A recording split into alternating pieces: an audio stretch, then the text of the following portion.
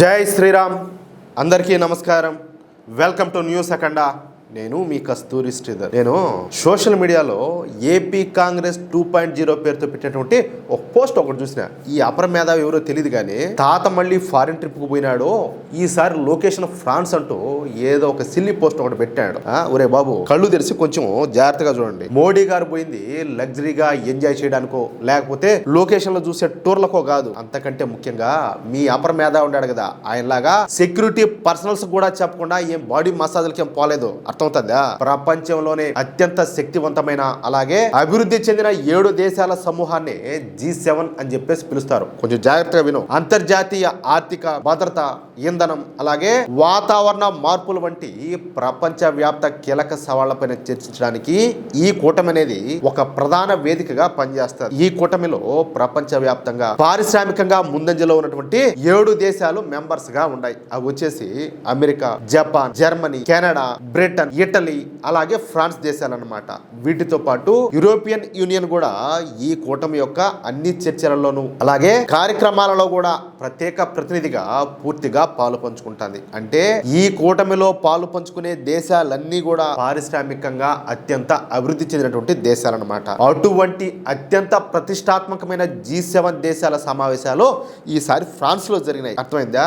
దీంతో ఫ్రాన్స్ అధ్యక్షుడైనటువంటి మక్రాను మన దేశ ప్రధాని అయినటువంటి నరేంద్ర మోడీ గారిని ఆ సమావేశాలకు విశిష్ట అతిథిగా ఆహ్వానించినారు. ఇది చెప్పాలంటే మన దేశానికి లభించినటువంటి ఒక అరుదైన గౌరవం. ఇక ఈ G7 దేశాల సమావేశానికి అమెరికా అధ్యక్షుడు డొనాల్డ్ ట్రంప్ కూడా వచ్చినాడు. ఈ క్రమంలో ఫ్రాన్స్ లో జరుగుతున్నటువంటి G7 శిఖరాగ్ర సదస్సు వేదికగా భారత ప్రధాని నరేంద్ర మోడీ గారు అమెరికా అధ్యక్షుడు డొనాల్డ్ ట్రంప్ మధ్య జరిగినటువంటి ద్వైపాక్షిక భేటీ అంతర్జాతీయంగా పెను సంచలనంగా మారింది. దాదాపు 16 నెలల సుదీర్ఘ విరామం తర్వాత ఇరు దేశాధినేతలు ముఖాముఖిగా కలుసుకోవడం, ప్రస్తుత భౌగోళిక రాజకీయ ఉద్రిక్తతల నేపథ్యంలో ఈ సమావేశం జరగడం అనేది ప్రపంచ వ్యాప్తంగా ప్రాధాన్యత అయితే సంతరించుకునింది. ఇటీవల కాలంలో పన్నులు అలాగే వాణిజ్య విభేదాలు అలాగే పశ్చిమాసియా సంక్షోభం వంటి పరిణామాల మధ్య ఇరు దేశాల మధ్యన నెలకొన్నటువంటి సైలెన్స్ ను బ్రేక్ చేస్తూ ఈ మీటింగ్ ఒక కొత్త హిస్టరీని క్రియేట్ చేసింది. ఈ సమావేశం తర్వాత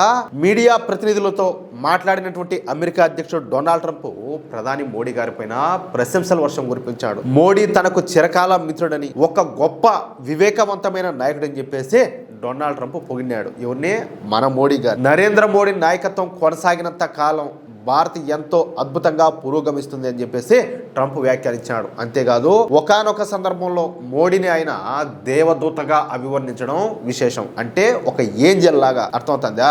మోడీ చర్చలు అలాగే బేరసారాల్లో చాలా నిక్కచ్చిగా ఉంటాడని, అయినప్పటికీ ఇరు దేశాల ప్రయోజనాల కోసం తాము త్వరలోనే ఒక భారీ ట్రేడ్ డీల్ అంటే ఒక వాణిజ్య ఒప్పందాన్ని కుదుర్చుకోబోతున్నామని చెప్పేసి ట్రంప్ స్పష్టం చేశాడు. ఈ భేటీలో అత్యంత రసవత్తరమైన అలాగే వ్యూహాత్మక అంశం మన దేశ రక్షణకు సంబంధించింది. మోడీ నాయకత్వంలోని భారతదేశం పైన ఎవరైనా దాడికి దిగితే అమెరికా ఎల్లప్పుడూ కూడా భారత్ కు అండగా నిలుస్తాదని, తక్షణమే సహాయానికి వస్తుందని చెప్పేసి ట్రంప్ సంచలన భరోసా అయితే ఇచ్చాడు. ఇక్కడ మీకు ఒక విషయం గుర్తుందో లేదో, గతంలో పాకిస్తాన్ కి ఇదే అమెరికా సపోర్ట్ చేసింది, మన దేశాన్ని కాదని. అలాంటి అమెరికా ఇప్పుడు భారత్ కు సపోర్ట్ చేస్తాను. తాను అధ్యక్షుడిగా ఉన్నంత కాలం వైట్ హౌస్ లో భారతదేశానికి ఒక నిజమైన నమ్మకమైన స్నేహితుడు ఉంటాడని ట్రంప్ స్పష్టం చేయడం ఇక్కడ విశేషం అన్నమాట. ఇక మన ప్రధాని నరేంద్ర మోడీ గారు మాట్లాడుతా ప్రపంచ సముద్ర మార్గాల్లో నౌకాయాన స్వేచ్ఛను కాపాడడం అత్యంత ముఖ్యమని మన ప్రధాని మోడీ గారు స్పష్టంగా చెప్పినారు. మీకు గుర్తుండే ఉంటది, మొన్న రీసెంట్ గా మన భారతీయ నౌకల మీద దాడులు చేశారు. ఈ దాడుల్లో మన భారతీయ సిబ్బంది 3 చనిపోయినారు. తెలుసు కదా, దాని గురించే మన మోడీ గారు మాట్లాడారు. అంతర్జాతీయ వాణిజ్యంలో లక్షలాది మంది భారతీయ నౌకా సిబ్బంది పనిచేస్తున్నారని, ప్రస్తుత భౌగోళిక రాజకీయ పరిణామాల మధ్య వాళ్ళ సంక్షేమానికి అత్యున్నత ప్రాధాన్యత ఇవ్వాలని చెప్పేసి మన మోడీ గారు కోరినారు. ఇరాన్ అమెరికా ఒప్పందాల ద్వారా సముద్ర మార్గాలకు తగిన రక్షణ లభిస్తుందనే ఆశాభావాన్ని అయితే వ్యక్తం చేశారు. ఇక అందుకు ప్రతిగా అంటే మన మోడీ గారు మాట్లాడిన దానికి రిప్లై ఇస్తూ డొనాల్డ్ ట్రంప్ మాట్లాడుతూ అమెరికాలో భారత్ పెద్ద ఎత్తున పెట్టుబడులు పెడుతోందని, మోడీ అమెరికాలో చాలా డబ్బు ఖర్చు చేస్తున్నారంటూ ట్రంప్ కృతజ్ఞత కూడా తెలిపినాడు. అలాగే భారత్ లో కూడా అమెరికా భారీగా పెట్టుబడులు పెట్టడానికి సిద్ధంగా ఉందని చెప్పేసి పేర్కొన్నాడు. అంతకుముందు ప్రపంచ దేశాల నేతలు పాల్గొన్నటువంటి వర్కింగ్ లంచ్ అలాగే గ్రూప్ ఫోటో సెషన్ సమయంలో కూడా మోడీ ట్రంప్ మధ్య కొన్ని ఆసక్తికర సన్నివేశాలు చోటు చేసుకున్నాయి. మన మోడీ గారి వ్యక్తిత్వాన్ని ఉద్దేశించి డొనాల్డ్ ట్రంప్ మాట్లాడుతూ, ప్రధాని మోడీ గారు చూడ్డానికి ఎంతో కూల్ గా సైలెంట్ గా కనిపిస్తారు, కానీ కీలకమైన నిర్ణయాలు తీసుకోవడంలో ఆయన ఒక టోటల్ కిల్లర్, అంటే పక్కాగా నిర్ణయం తీసుకునే పవర్ ఉన్నవాడని, నేనైతే మోడీ గారి లాగా అంత కూల్ గా ఉండలేను అంటూ తన స్టైల్లో జోక్ వేశాడు. ఎవరు?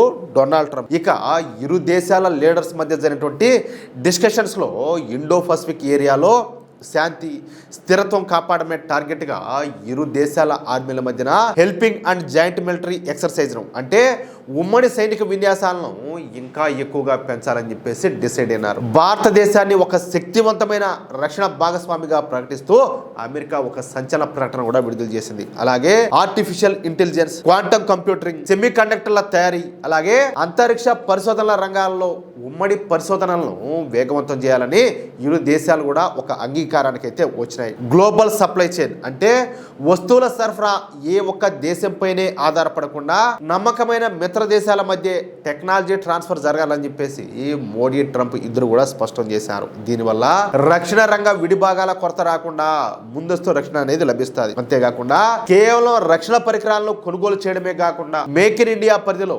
అత్యాధునిక రక్షణ సాంకేతికతను భారతదేశంలోనే సంయుక్తంగా ఉత్పత్తి చేసే విధంగా సాంకేతిక బదిలీకి అమెరికా ఓకే చెప్పడం ఇక్కడ మరొక విశేషం. అంతేకాకుండా ఇరు దేశాల రక్షణ రంగానికి చెందిన స్టార్టప్లు, ప్రైవేట్ కంపెనీలను ఒకదానితో మరొక దాన్ని కలుపుతూ సరికొత్త డిఫెన్స్ ఇన్నోవేషన్స్ కు పెద్దపీట వేయాలని చెప్పేసి నిర్ణయించారు. ఇది భారతీయ రక్షణ పరిశ్రమలలో టాలెంటెడ్ పీపుల్ డెవలప్ అవడానికి, అలాగే లేటెస్ట్ గా జాబ్స్ రావడానికి చాలా హెల్ప్ అవుతుంది. ఈ విధంగా మోడీ గారు మొత్తానికి అమెరికా అధ్యక్షుడైనటువంటి డొనాల్డ్ ట్రంప్ ను మన లైన్ లోకి తీసుకొచ్చారనమాట. అది విషయం. అయితే దేశ రక్షణ కోసం రక్షణ రంగంలో మేక్ ఇన్ ఇండియా కింద కొత్త ఉద్యోగాలు తేవడం కోసం మన మోడీ గారు రాత్రి మగళ్ళు కష్టపడతారు. ఉంటే దాన్ని తాత మళ్ళీ ఫారిన్ ట్రిప్ కు పోయినాడంటూ మీకున్నటువంటి లేకి బుద్ధితో సెటైర్లు వేస్తారా?